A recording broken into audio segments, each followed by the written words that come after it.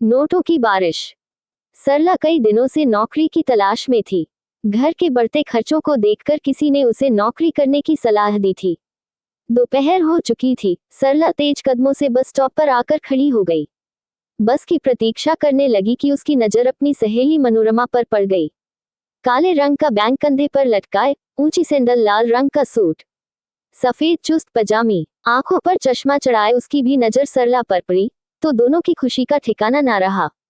शादी के कितने दिनों बाद हम दोनों सहेलियां मिल रही है, सरला ने एक मीठी सी मुस्कान बिखेरते हुए कहा। तब मनोरमा भी कहे बिना रह ना सकी। तू यहाँ क्या कर रही है? सरला ने दबी आवाज में कहा। पति की तनख्वाह से गुजारा नहीं होता, इसलिए नौकरी करने की सोच रही हूँ। नौकरी का नाम सुनकर मनोरमा एक पल के लिए खामोश हो गई। फिर सरला को बताया, नौकरी करना इतना आसान नहीं है। बहुत कुछ खोना पड़ता है। पैसा तो पर्स और जेब में रहता है, लेकिन परिवार की खुशियां सब बर्बाद हो जाती है।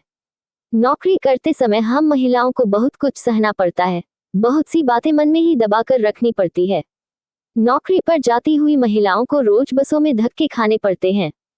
पुरुषों की घूरती आंखों से खुद को बचाना पड़ता है। रोज उसी रास्ते से जाना है। महिलाएं किसी से लड़ भी नहीं सकती। बस हो या मेट्रो में, हर पुरुष महिलाओं से चिपकना चाहता है, उसे छूना चाहता है। ऐसी स्थिति में नौकरी पर जाती हुई महिलाएं अपनी पीड़ा को दबाए एक सम्मान की उम्मीद करती है, लेकिन उसे वह सम्मान कभी नहीं मिलता। बच्चों की अच्छी परवरिश, बूढ़े सास ससुर की देखभाल और पति का भरपूर प्यार मिले, उसके लिए एक स्त्री को कमरे की चार दीवारी में कैद होना ही स्त्री जाति की सफलता का सूचक है। लेकिन जब कोई स्त्री नोटों में खुशियां ढूंढती है, तब बच्चों और परिवार से वह हमेशा हमेशा के लिए बहुत दूर होती चली जाती है और एक दिन सब कुछ खत्म हो जाता है। रह जाते हैं तो घर में महंगे फर्नीचर, महंगे टेलीविजन, महंगी गाड़ियां, महंगे कपड़े, महंगे गिफ्ट। बस आ चुकी थी। मनोरमा सरला को बाय करती हुई बस में चढ़ गई। सरला बार बार बस को जाते हुए देखे जा रही थी, जब तक वह ओझल ना हो गई। सरला वापस घर लौट आई। बच्चे अब तक स्कूल से आ चुके थे। सरला ने बच्चों को नहलाया धुलाया और टेबल पर नाश्ता परोस दिया। सासू माँ के कमरे में पहुंची, अलमारी से 4 गोली और 1 गिलास पानी देते हुए बोली, माँ जी दवाई का समय हो गया है।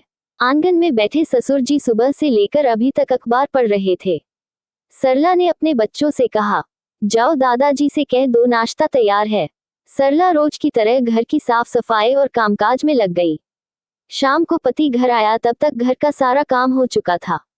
एक बड़ी सी टेबल पर 3 तरह की सब्जी, सलाद, रोटियां सजाने के बाद सरला सहित बैठकर सब लोगों ने प्रेम से भोजन किया। उस समय सरला मन ही मन सोचने लगी, मुझे परिवार की खुशियां चाहिए, नोटों की बारिश नहीं।